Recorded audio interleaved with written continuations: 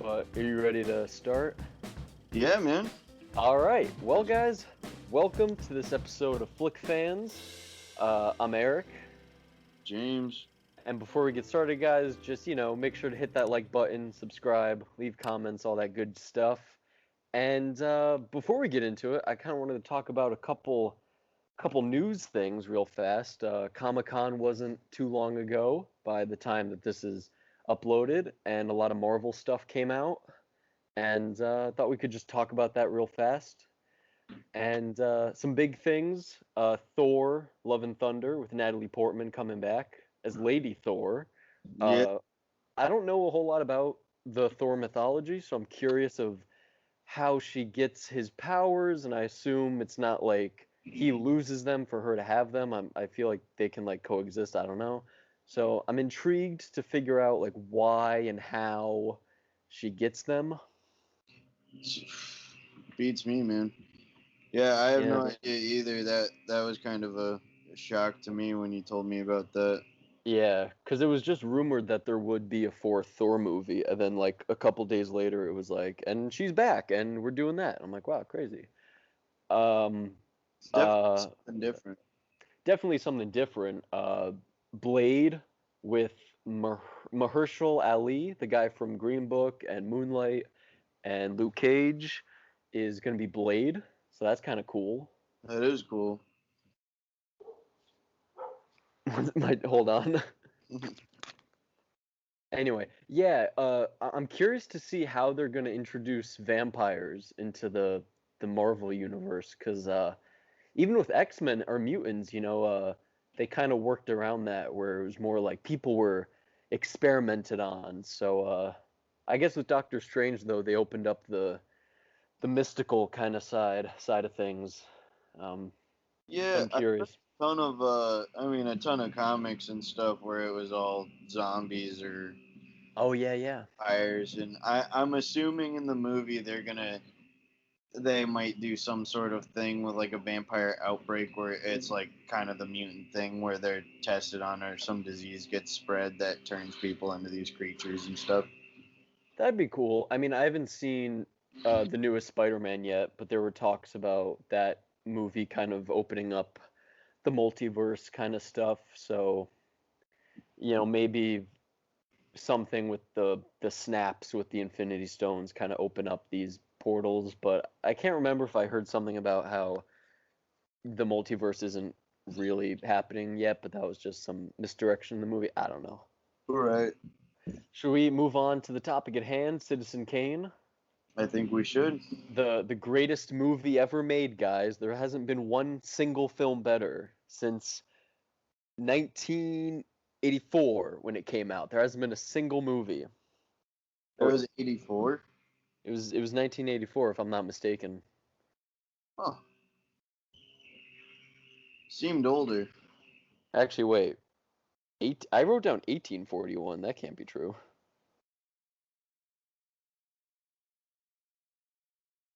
Yeah, 1941. 1940. Yeah, that makes a lot more sense. Yeah, just a typo on my end. But James, how about you start this off? Because this is your first time watching it, right? Yeah, it took me probably 3 tries to watch it all the way through. I Mm-hmm. was not a fan. I'm gonna be No, completely honest, not at all. really. I mean, it was like I thought the whole concept was interesting, and Mm-hmm. I liked Citizen Kane or Charles Kane's character and everything like that. I thought that was, just from like a psychological standpoint, I thought that was very interesting.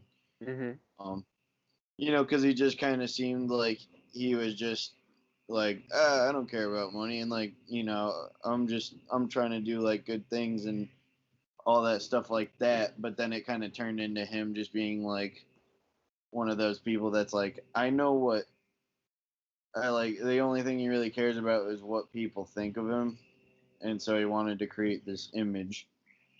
And then, Yeah. it's like then towards the end, it's kind of revealed that there was something actual that actually held sentimental value to him and that he did genuinely care about, and it wasn't just a image thing and all that. So Yeah, I mean there are definitely a lot of themes about money and power and wealth and sort of the corruption of a human soul, I guess, right? Because I forget, I don't think I wrote it down exactly in my notes, but there's a quote in the movie where he says something about like, you know, no no good person is wealthy or something like that. Like he kind of admits that money sort of makes people less decent. and that you have to do indecent things to gain that amount of money. Yeah, I well here's what I'm thinking though, because everyone to this day is still like that's the bar, right? Is like, oh, we're not making Citizen Kane over here. Um, but would you say that there's a movie that has tackled maybe those same themes or similar themes, but just in a more interesting way? I think Wolf of Wall Street kind of gave off a similar vibe. There's, That's a you fun movie. it really is. That movie I absolutely loved, Hmm. and has gotten ruined by the frat boy type community with the I can whole. see that. You know what I mean? There's all that's all their favorite fucking movie, Hmm. but Um, they like it for the wrong reasons. my whole thing with, it still being regarded as the greatest movie ever made, what we were just trying to say is there were so many limitations, and film itself was very different back then, where uh it definitely is impressive for the time, and I you agree can watch with that. that and say, if you learn a little bit, like cameras were really really big, so really all the Yeah, movement that they do is pretty impressive, because it's not like you had a little GoPro and you can put it on a little gimbal and run around. It's right. big, table size things. um but I was gonna say, oh wait, oh, what's it called? Premium Rush is a movie where they had to coordinate all these blocks and cities of, I mean, streets of New York where Joseph Gordon-Levitt's going on a bike, and they Mm. had to coordinate all the traffic. They had to put up all these cameras to get like all these different angles and that kind of thing, and it's really really impressive. But you couldn't do that back then. So I feel like for when people are saying that it's still the best movie, it's like you're not open-minded to see the progression of the technology and the art form. Kind of like with just Wolf of Wall Street, right? It's a more interesting, can keep your attention more, but it has similar ideas. And it's like that's just storytelling changing. Yeah, of course. I mean, yeah, all things considered, Citizen Kane was an impressive movie. I'll give it that. There are, like, because I did know that it was very old, and it was good looking considering the time and everything. I Yeah. just, it wasn't just something that could really hold my attention, just as a story and everything that was going on. And also, I think this happens in a lot of movies that are old like that, but they always make the girls so annoying. Just with She wasn't a good actress. None the of them really were. right, but I think that happens in a lot of those movies where they want you to be really like, I don't know, just hopeless damsel type and Mm. very over dramatic and you know but and also kind of like dumbing them down because they weren't really like people back then.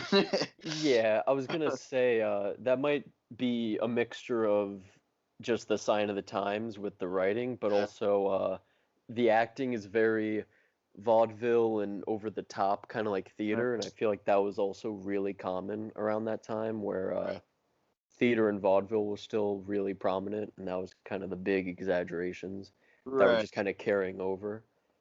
But just there was this one time, he was just walking away, Charlie, Charlie, and Shut. yeah, just over and Yeah. over again, and I'm like, bitch, he hears you. He's ignoring you. Mm-hmm. If you I keep saying it like that, is oh, and then he did end up smacking her, and that was like the one point I was like, yeah, dude, bring. James, you're not supposed to be on the side of Oh, it's so spousal wrong. abuse. It's so wrong. But just Charlie, Charlie. I'd, Oh, I dude, scared my dog. I'd smack a toddler if they were doing that, dude. Come here, Brandy. I'm sorry. Um, yeah, I mean, just I don't want to just talk about the things that, are obviously better now because of technology, but that any scene where someone's trying to like destroy stuff or, like that scene where he's trashing his Like room. licked all over the room. No, it's Just like, so sad. It's so fucking sad. And I thought about it, and it's like, well, maybe that was the point where it's like, oh, this big man, right, is kind of not so big and tough. I didn't interpret it that way. I interpreted it as like, this is gonna be sick, guys. He's gonna destroy this room, and then be kind of embarrassed by it. But there's that scene in the show, Kidding with Jim Carrey, where they hook up the camera to like a crane or a pole, and then they put that on the desk, and he flips it, so it's like oh, so it shows it flipping upside yeah, down. it's kind of like like as he pushes it, it like tracks with him. Obviously, they couldn't do that at the time. Yeah, because of course when they say that, they're not saying like, it beats every new movie in every single way. Yeah, I, it's like you also have to factor in, the times.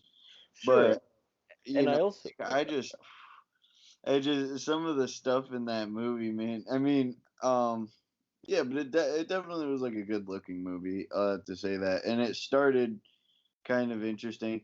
I Mhm. just, you never hear about like whatever happened with his parents that just Yeah. kind of like sent him off, and Mhm. then you know, Well, it's kind of subtle where just before that flashback scene ends, which I don't want to talk about in a little bit, but when he's like when he's like, all right, you're gonna go now with this guy, and he's like, no, and he hits him, and mm, then the dad is like, oh, I'd give him a good smacking, and then the mom is like, that's exactly why I'm sending him away. Like it's very just like brushed over. The dad was hitting him, and she didn't like that. And yeah, what you said about it being a good-looking movie, it certainly isn't on a technical perspective. I think this film has really everything that someone would look for. It has really great transitions. It has a lot of great yeah, perspective and shots and yeah, I can't think of the word right now. I feel silly, but film language is what I was looking for. It has a lot of cool meanings with the shots and that scene when it shows him playing and then it zooms out or pans out and you see it's the window and then it keeps going and you see I think it's the dad I forget his name to be honest, but the guy who's gonna take Charlie under his wing, and then the mom, and for that whole shot you see the power that each character holds, where the mom is like making the decision, so she's the closest. The new guardian of Charles Kane is in the middle. The dad is kind of he's protesting, but he's not really making a difference. And then Charles, who is oblivious to all this, is in the way background. Um, and something like that is really, really cool. And they've done that in a bunch of different movies, like Rebel Without a Cause with James Dean, good old James Dean, oh yeah, where it's that staircase and the mom is on the top, he's in the middle, the dad's at the bottom. Um, I wrote down there's another really cool shot like that in a different movie. Um, oh, I guess not. you fucking liar. I know, right?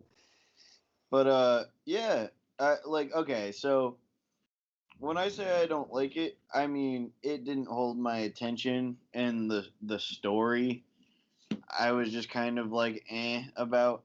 Yeah. But just as someone that appreciates movies, I think Mhm. it was very well done. Yeah. Considering the times and everything like that, I Mhm. appreciate it as a movie. But it's kind of like Sure.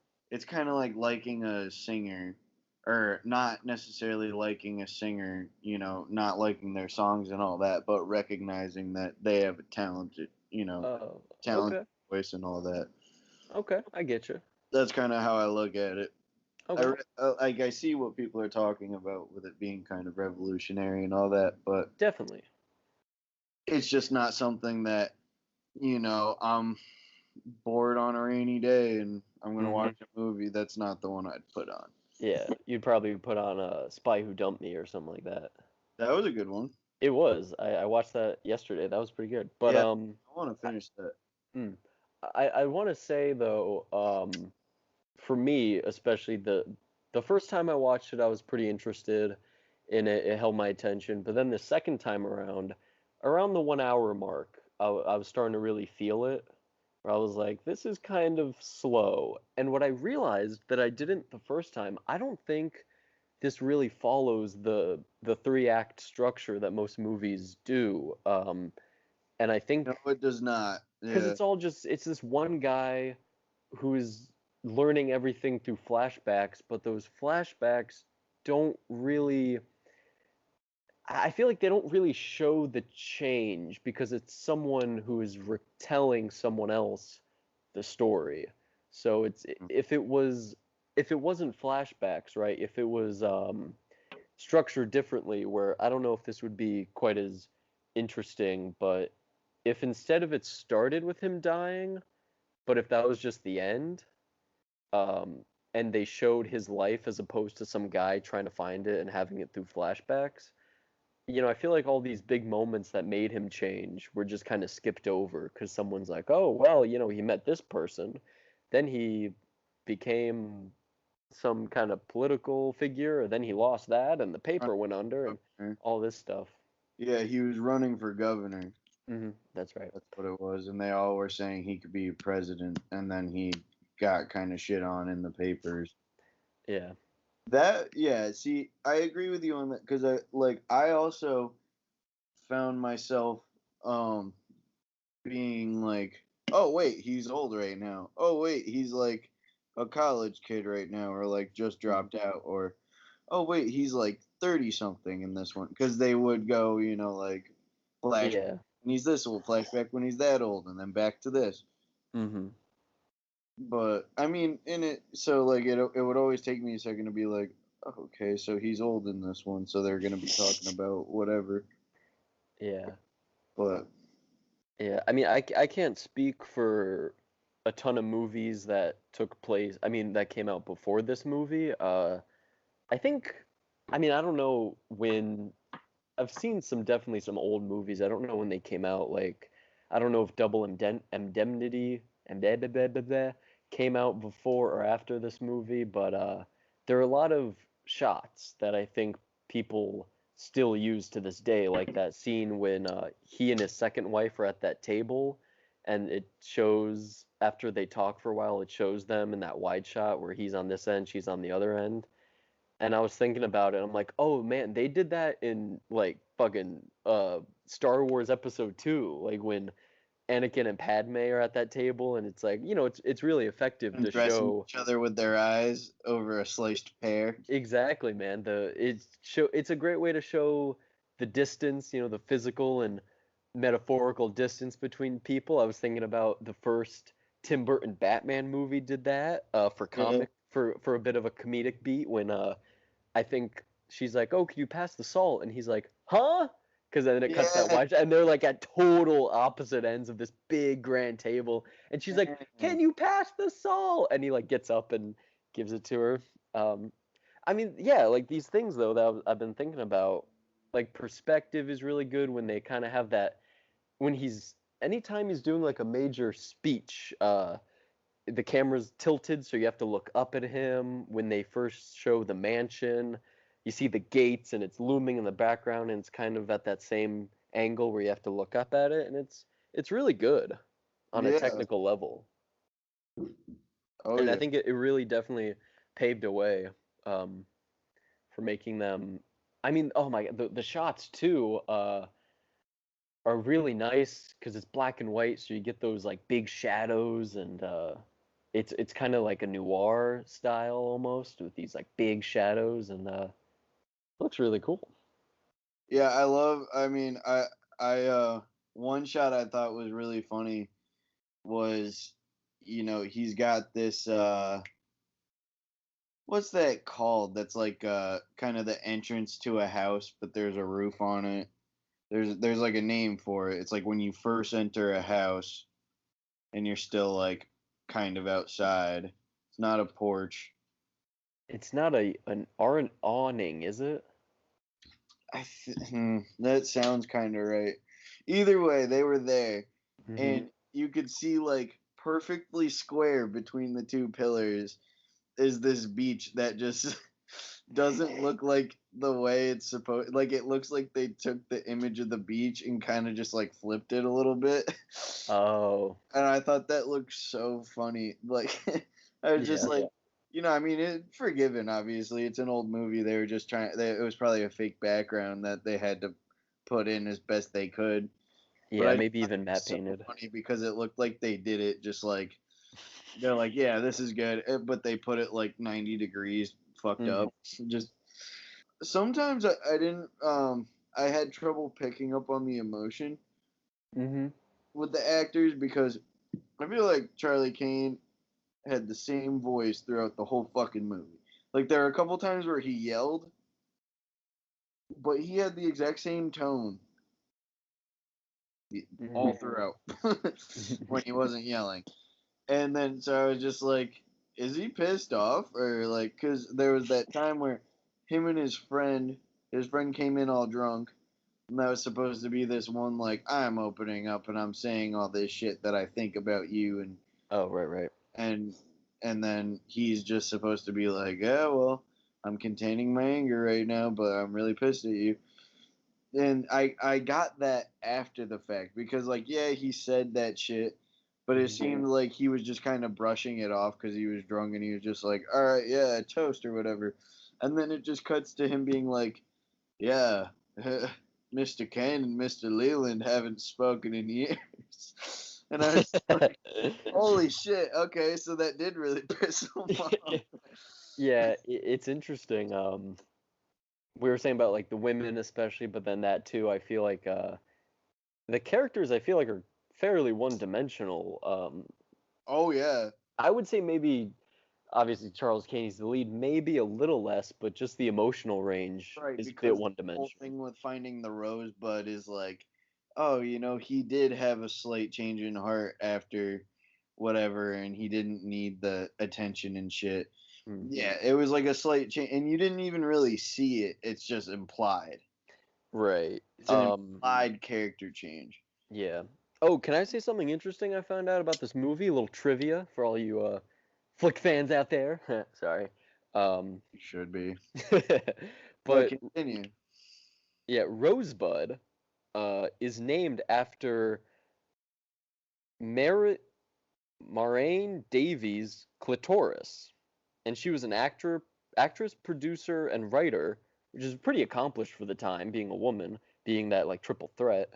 Um, but she also had an affair with a newspaper tycoon, Randolph Hearst, who was the basis for Charles Kane. Hmm, So the Rosebud, if you interpret it that way, it's a clit. yeah, it's a clit, but that's so weird to me that like not only was there basically a real uh, Charles Kane who also was trying to, go into the political side of things, but Rosebud on another level was the nickname of his mistress. I just thought that was interesting. Wow. Yeah. Do you want to talk about the ending real fast? Because I think it's kind of an interesting one where Yeah, spoilers. the last few minutes did catch me. Mm-hmm. That I will admit because I was starting to be like, all right, I mean, maybe I can like, end it here or whatever and I'll get the gist of it. But then, like it was him at the, where they were trying to get rid of all the shit. Yeah. I was like, I might as well find out what the fuck Rosebud is Mm-hmm. and just watching that. So where do you want to start from the ending anyway? Like what are you thinking Well, just like the end, very, very last yeah, scene. yeah, I was thinking about what your thoughts were on the fact that this whole movie is them trying to figure it out, but they never do. Yeah, because it gets tossed in the fire. Yeah, but I Uh, mean, we as the audience know, but this whole right, I movie, know the they guy that's don't. been interviewing whoever. Hmm. I think, it's like I was just kind of like, oh, that's what it is. But I think, he made the point right beforehand. That it was like, even if I do figure it out, because he got the whole gist of Charles Kane, where he's like, he's a dude that got a bunch of shit and lost a bunch of shit, Yeah. and so the Rosebud is probably just something that was on his mind that he had lost. Hmm. And that's what it was. And so he did kind of figure, he didn't find out exactly what it was, but he finds it. It's a sleigh or sled, whatever. What the fuck? It doesn't make a difference. He's just gonna be like, oh, okay, cool. It's this kid's fucking sled. Yeah. So I think that was kind of like one of those endings and shit that I was kind of like, for me, I was kind of like, oh, okay, cool, that's Rosebud. But it doesn't make it for the actual reporter. I wasn't like, oh fuck, man, like that dude just is never gonna know or whatever, because it doesn't Hmm. really make too much of a difference. I wonder what would have happened if he had like stumbled upon the sled.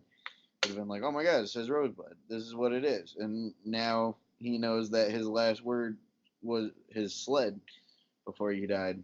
Yeah, and I guess for the audience, really, it's more important that we found out because it's the metaphor, right? It's like his childhood, his innocence. Yup. You can interpret it as many ways as you can, because like you said, it's like, all right, he writes the article, Rosebud was his sled.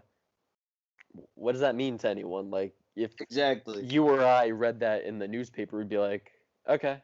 Yeah. Well, So, shit. He lost his sled. yeah, right. I guess they Top were of just his two more, wives.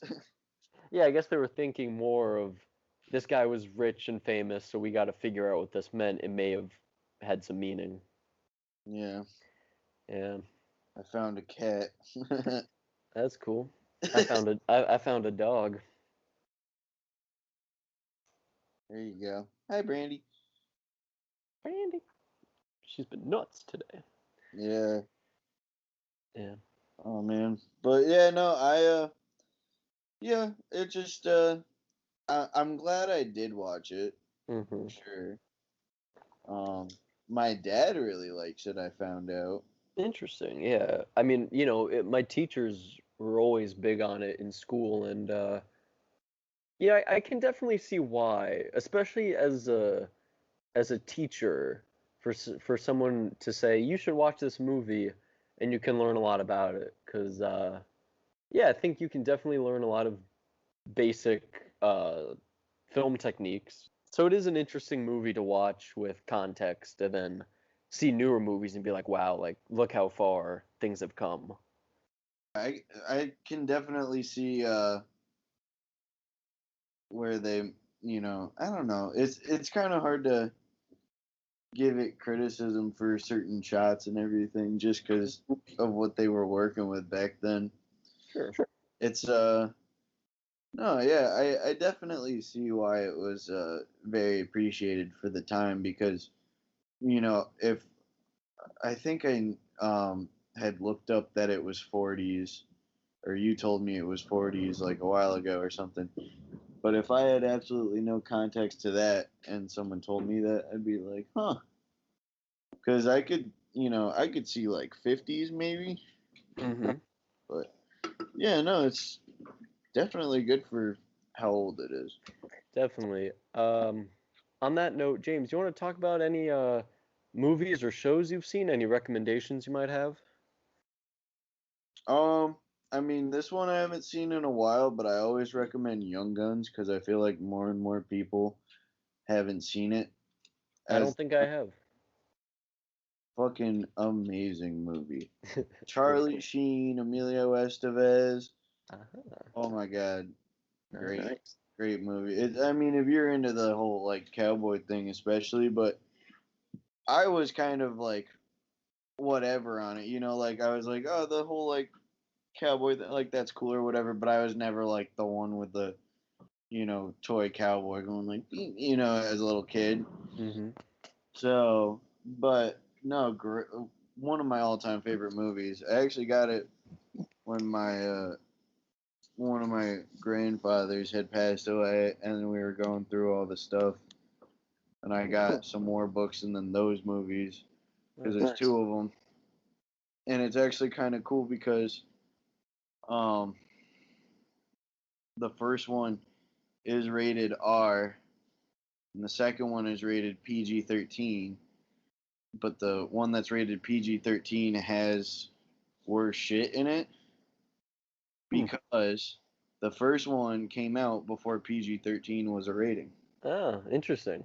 Isn't that weird? Yeah, when I found out that PG-13 was a relatively new rating system, like It's like 1990, I think. yeah, like Moonstruck, right, is a good example because that I thought would be PG-13 because there's a lot of sex in it and stuff, and I think some swearing, but nothing too bad. And then it's PG, and I was like, no way. And then someone, I think it was probably my mom because she loves that movie. She was like, no, because back when I was a kid, there weren't PG-13. It was just like PG and R, right? I think, Yeah, and maybe G, I or maybe that's new too. Yeah. think G Um, newer than PG, but hmm, maybe. Yeah, so check out that movie, guys, if you want. I definitely will, because you recommended to me, I think in our first episode, A Spy Who Dumped Me or The Spy Who Dumped Me, and I saw that recently. It was really funny.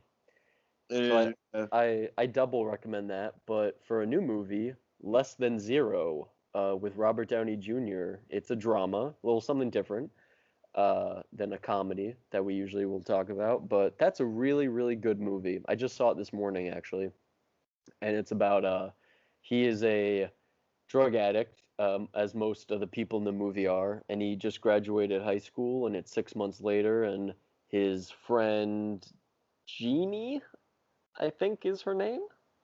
He's Julian, I forget her name. Um, she also does coke and stuff. You know, it's the '80s, baby. Everybody's doing blow. But and then the friend who I also forget his name, which you'd think I'd remember because it was this morning. But he does not do any drugs, and he comes back during Christmas vacation, and he basically just sees like all of his friends ruining their lives with drugs. And Robert Downey Jr. is great in it, and it's a really cool movie. It's based on a book. Less than zero. Yeah, Less Than Zero. It's sad though, especially because you know that Robert Downey Jr. was a major drug addict and had a lot of arrests. Um, which kind of got me thinking. I was like, wow, it's almost weird in a sense, where in the '80s he was playing these characters that were drug addicts, and it's messed up. Honestly, there are some scenes that are really not even they're not gory. They don't show a lot, but I think that even makes it more effective because you can sort of imagine maybe the pretext before that scene happens, and it's really visceral. I think there's a scene where he owes this guy a lot of money, so he's like, all right, why don't you work for me? And then it cuts to him leaving a motel room, and Yeah. you're like, did he have sex with someone? Like, Oh but fuck then yeah, he did. yeah, and you find out that the guy, when he says come work for me, it's like, hey, suck this dude off, fuck this guy, and you kind of realize like, oh shit, like that's that huge desperation that his character is having. He's like, that literally like, I'll suck your dick for crack kind of thing. Uh, so they don't ever show him, doing anything, but you think it, and then they kind of tell you, and you're like, oh my god. And there's a scene where he is basically going through withdrawal, almost like in Train Spotting, but not quite the same. With him and his two friends who are kind of helping him, and he's just vomiting and he's sick and they're crying, and it's very emotional. Hmm. Very good though, very good. I'll have to check that one out. Yeah, Yeah. I wonder if my dad's seen that. I'll have to ask him because maybe. He's always trying to do a fucking movie night thing. So if he Yeah, hasn't, check that one out. yeah. I almost don't want to read the book because with the book, right, they can just go into such detail. I don't know if I can handle that as a like a casual Any read. lips Yeah, right, just as a as casual Hugo read. just started to enter. Julian's penis started entering his rectum. His eyes were, glossed over from the drugs. Like Jesus Christ. Damn. I don't know if I'm sure it's a really good book. I don't know if they go into that kind of detail. I don't know if I can handle it.